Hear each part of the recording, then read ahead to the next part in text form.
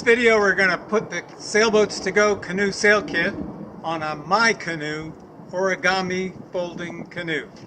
This is the MyCanoe, and that folds flat into something about like a suitcase, and then it unfolds into a very nice rigid canoe. And over here I've got the pieces of the canoe sail kit laid out on the ground. Let me just identify the parts. This is the rear crossbar. This is the steering oar. Here's the front assembly, and that would all come apart. So I can take this off. I could take that off. I can slide this off of that crossbar so that it all fits in this bag here, about like a set of golf clubs. Here we have the lee boards. These are our standard lee boards, which are black. And over here are the upgrade option. We call these the unbreakable lee boards because they're made of polycarbonate. And they're about 50 bucks more for the pair. This is the sail and spars folded up in a nice bundle. And there's the mast, also folding. And then we've got our 3 safety straps, and we'll see how we use those in a minute. Alright, let's take a look at the MyCanoe. The MyCanoe has this gunnel rail, and there's a lip under it. See how my finger's going under there? So our clamps, we have special clamps that will clamp the crossbars underneath that lip, and then we'll put a safety strap on going right under the hull to make sure that it doesn't come off. Oh, I almost forgot. Over here we have the stabilizer pontoons, and they also break down so that they can fit in the bag along with everything else. This post comes out and lays in that groove. This right angle arm comes off, and you can lay it parallel to the float. We've installed the rear crossbar on the canoe now. It's held on by a gunnel clamp on each side. 1, 2. Something I want you to notice about these gunnel clamps is that the hole in the bottom is off center. It's closer to one side than the other. And we want the holes to be closer to the side of the canoe rather than farther from the side of the canoe.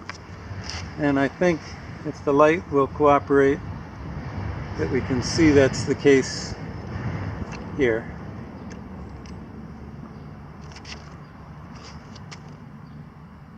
And here. Okay, make sure that the clamp is snug up against the vertical side of the canoe, and get these knobs good and tight. That's what holds it on firmly to the gunnel rail.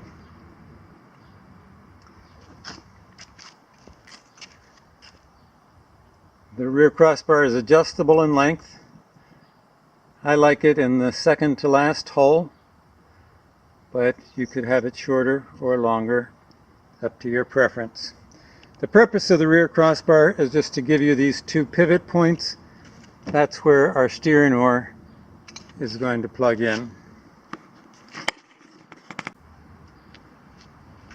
That rear crossbar is on there good and solid, but I'm not taking any chances. I got these safety straps, and there'll be a safety strap on every crossbar. So once you've got the clamps on there tight, put the strap over the crossbar,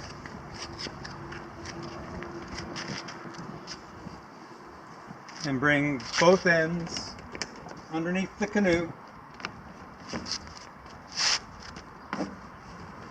and then over the crossbar again, and buckle it to itself and pull it tight.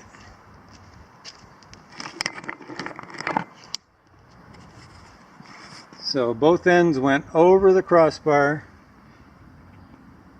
They went under the canoe, laying nice and flat against the canoe so they don't cause any water resistance.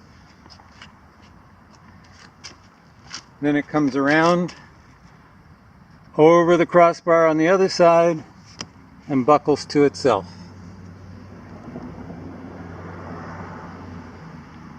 And tighten it up.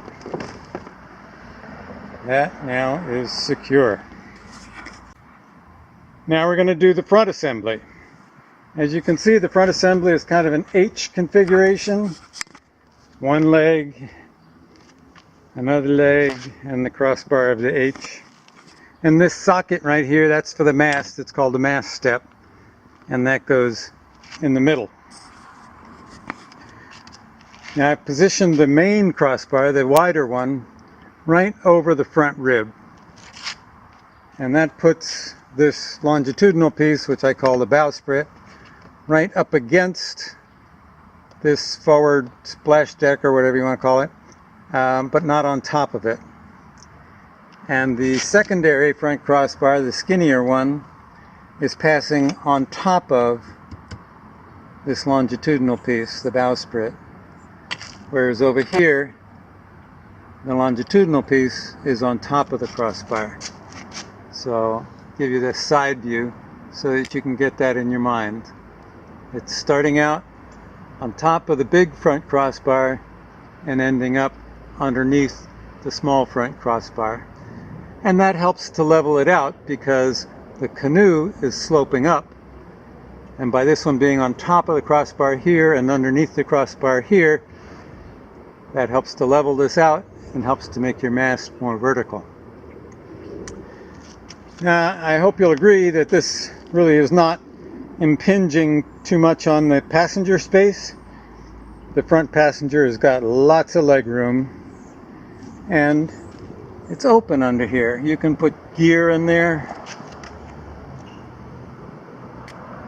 So it's really not lost space. If you really wanted to get more space, you could move this front assembly forward more.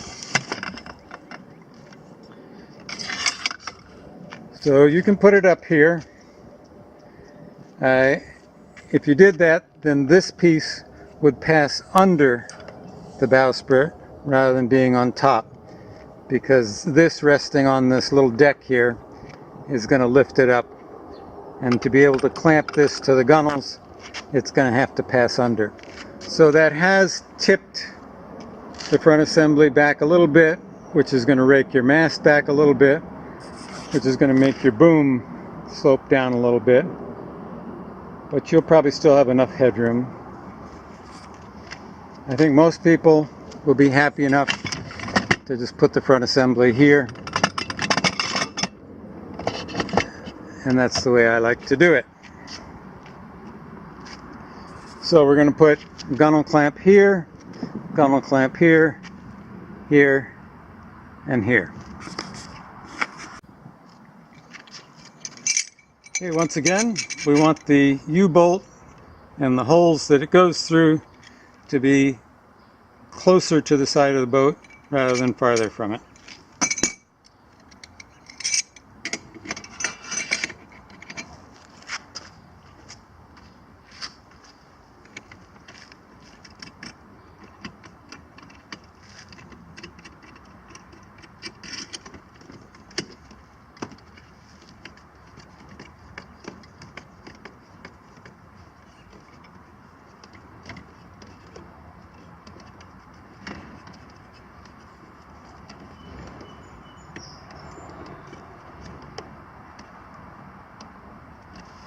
Okay, and that's what it's like to put a gunnel clamp on in real time. It really goes pretty fast. I want you to ignore this hole here.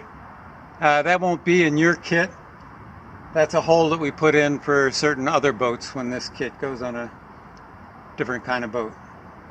You'll have these 8 holes, same 4 on the other side, but you won't have this one.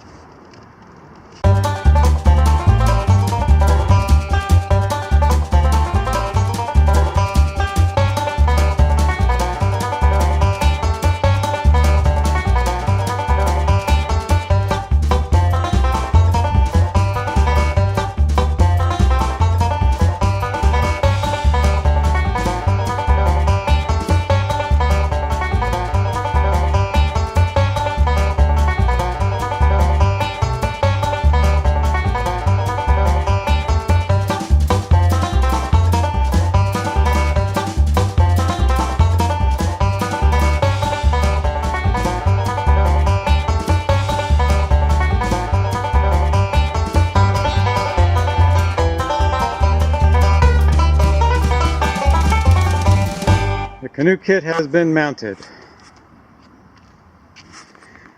Now the location of the mast step is an important adjustment.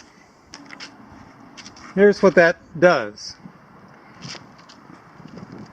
If you put the mast way forward, you'll find that the canoe may have what's called lee helm. L-E-E space H-E-L-M. Lee helm is bad to have. Lee helm means that the canoe is always trying to turn downwind and run off downwind. You don't want that. So you move the mast back to about there, and there you should find that the canoe has just a mild tendency to turn up into the wind, and that's what you want. That's called weather helm. Just like good weather, bad weather, what's tomorrow's weather? Weather helm. If you want stronger weather helm, you'll move the mast back, and if you want weaker weather helm, you'll move the mast forward, and if you move it too far forward, you'll get into lee helm, which you don't want. So you don't need to remember all that, because if you're doing this on a MyCanoe, chances are you're going to be happy just putting this right in the middle and leaving it there. Of course, this is not an adjustment that you'll do on the water. You'll set it up on land, you'll go take a short sail trial, see that you like the steering balance, the feel of the steering, and if you don't, you'll come back to the shore and move it a bit. Once you've got it where you want it, you just tighten these up, no tools, just tighten it by hand. I'm going to use our unbreakable optional extra quality lee boards here. And you just push that button down, slide them into the ends of the front crossbar, the button pops up and locks them in place.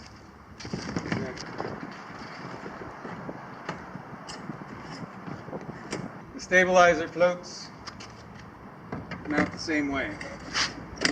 Push down the button, slide them in, button pops up, locks it in place.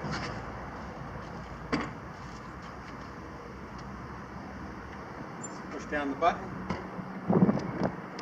slide it in, button pops up. Steering oar. Put the two halves of the steering oar together, push down the button, slide it in, button pops up, locks it in place. Now we're going to put this pin into the socket on the rear crossbar.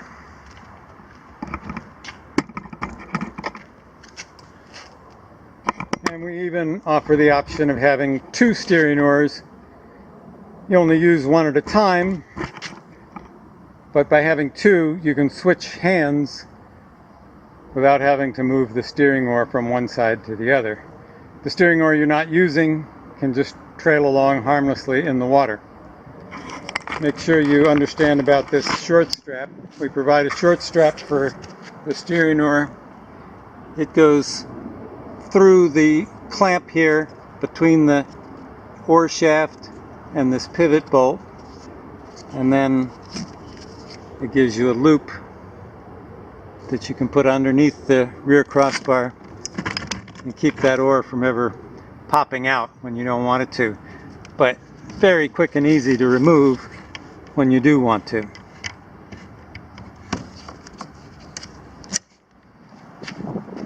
Alright, all that's left to do is the sail.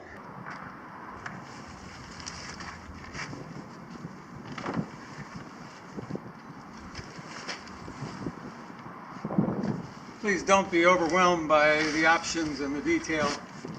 I'm available quite easily by phone or email to guide you through your purchase decisions. Just shoot me an email at jim@sailboatstogo.com or call me at 978-263-7598.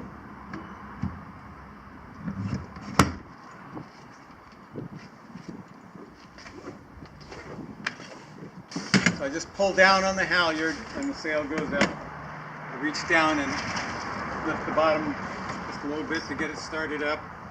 Once it's raised, I tie the halyard around the bowsprit.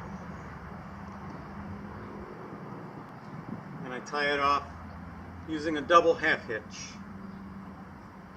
That's a real simple knot. You can Google that, double half hitch, and you'll get detailed instructions from somebody on how to tie it. But it's just 2 loops. And I fold the rope over so I don't have to work with the full length of the halyard. I create an end in essence with this fold in the rope. This little lightweight rope on the front is called the down haul. It goes from the pivot bolt at the front of the boom to either of these rings at the base of the mast step. And it's got a slide on it to allow you to adjust the length and tighten it up. So, a few details that we will emphasize with close-up photography. Here's the knot. It's a double half hitch, and I folded the rope over. That fold is called a bight, B-I-G-H-T. So it's a double half hitch on a bight. And I want to emphasize to you that you raise the sail all the way to the top. Don't leave it drooping down. And it'll be a lot easier to do that if you leave the downhaul loose until you've tied off the halyard. And then you just adjust the length of the downhaul after you've clipped it to that ring there. So we're pretty much ready to go sailing. We have one more rope to talk about, and that's the sheet. Now a lot of people, when they hear a sailor say the sheet, they think he's talking about the sail, because we think of a sheet as a sheet, like on our bed, a piece of fabric, and the sail is a piece of fabric, but that's wrong. The sheet on a sailboat is a rope, and it's the rope that controls the angle of the sail. It goes from the boom to your hand. Now, there's a couple ways you can arrange the sheet. One is just tie it to the boom. There's a rope fitting here. You can go directly into that rope fitting, or we provide this short strap. You can tie it into this loop of strap and go right from the boom to your hand. That's the easy way, but it gives you no mechanical advantage. If you would like to have an easier time holding the sail against a strong wind, then you want mechanical advantage. And to get mechanical advantage out of your sheet arrangement, you have the sheet sliding through this strap loop like it was a pulley. And so we need to tie the sheet to something stationary on the boat, like we could tie it to the rib here.